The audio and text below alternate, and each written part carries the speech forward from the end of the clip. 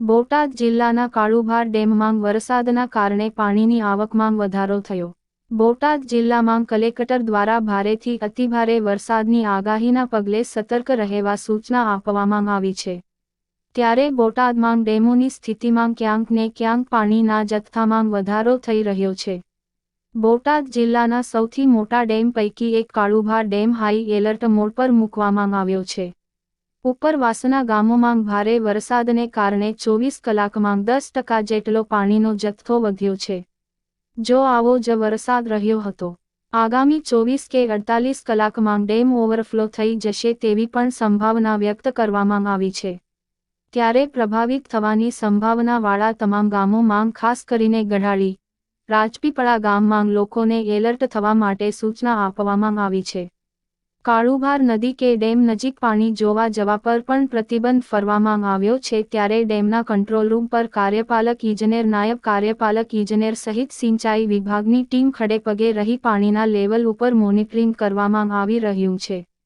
ત્યારે ડેમની સ્થિતિ અંગે જાણકારી મેળવવામાં આવી હતી। Rajesh Shah, R news, Botad.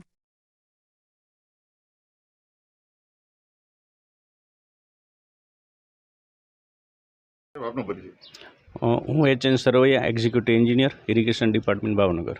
સાહેબ, આજે આ કાળુભાર ડેમની અત્યારે શું સ્થિતિ શું છે? અત્યારે કાળુભાર ડેમની સ્થિતિમાં જણાવું તો ઉપરવાસના સારા વરસાદના કારણે અત્યારે ડેમ 80% ભરાઈ ગયો છે અને ઉપરથી બાબરા વિસ્તારમાં સારો વરસાદ પડેલ છે એટલે પાણીની આવક ચાલુ છે। એટલે અત્યારે પાણીની આવકને ધ્યાને લેતા અત્યારે હમણે લગભગ દોઢ કલાકમાં 90% પણ ભરાવાની શક્યતા જણાય છે। સાહેબ, 100% ડેમ ભરાય તો નીચાણવાળા વિસ્તારોને શું સૂચના આપવામાં આવે છે કે તંત્ર દ્વારા શું?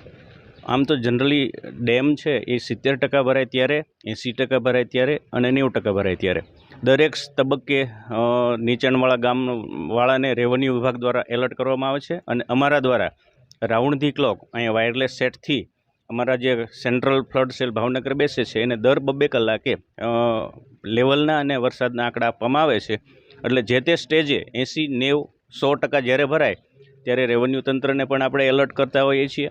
અને રેવન્યુ તંત્ર છે એ નીચેના ગામડાને એને જે તકેદારીના પગલાં લેવાના થાય એ બધા જ રેવન્યુ તંત્ર દ્વારા લેવામાં આવે છે। નીચાણવાળા કેટલા ગામડા આવે છે? નીચાણવાળા આપણે જોવા જઈએ તો અહીંયા રાજપીપળાથી માંડી સમઢિયાળા, મોટી રાજસ્થળી, ઉમરાળા એમ કરીને છેક 12 ગામ જેવા ભાવનગર સુધીના 12 ગામ જેવા આપણા કાળુભાર ડેમના નીચવાસમાં ગામોનો સમાવેશ થાય છે।